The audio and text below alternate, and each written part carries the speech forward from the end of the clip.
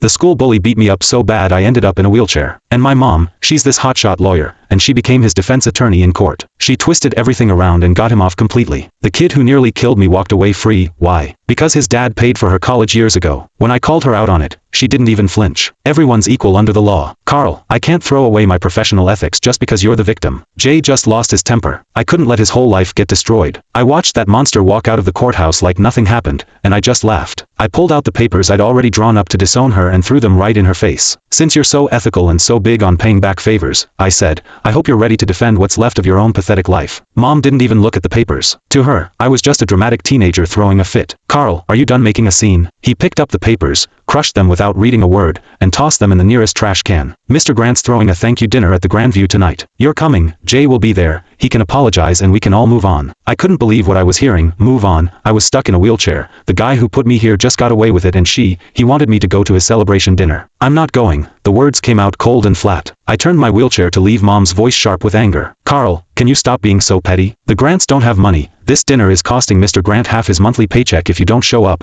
you're disrespecting me and him. I didn't look back. I just wheeled myself out of there as fast as I could. Getting away from that suffocating courthouse outside the bright sun made me dizzy. Dad's car was parked at the curb. He saw me and rushed over, looking nervous and worried. Carl, what happened? Did they convict him? Looking at this man who's been a doormat his whole life, I felt completely helpless. He got off not guilty. Dad just stood there with his mouth hanging open. How could your mom? Said it was just a formality. She said she'd get a suspended sentence at most. How did he get acquitted? I laughed bitterly. Dad, your wife is a star lawyer. When she wants someone to walk, they walk. Even if that person broke her own son's leg. Dad wrung his hands, clearly stressed, but she must have her reasons. That Mr. Grant guy really did help her stop. I cut him off. Take me to the hospital. I'm not going home. Dad hesitated, glancing back at the courthouse. Well, your mom just texted. She says we need to go straight to the Grandview. She said, if we don't show, she'll cancel my credit card. I looked at him, 50 years old, and he lives like a dog. Mom controls every penny. He doesn't even dare talk back to her. Then you go. I pulled out my phone and called a wheelchair-accessible Uber. I'll get there myself. Carl, don't do this. Dad reached for me, but I pushed his hand away. Dad, if you still think of me as your son, don't go to that dinner. If you go, don't bother visiting me again. The car showed up. The driver helped me in through the window.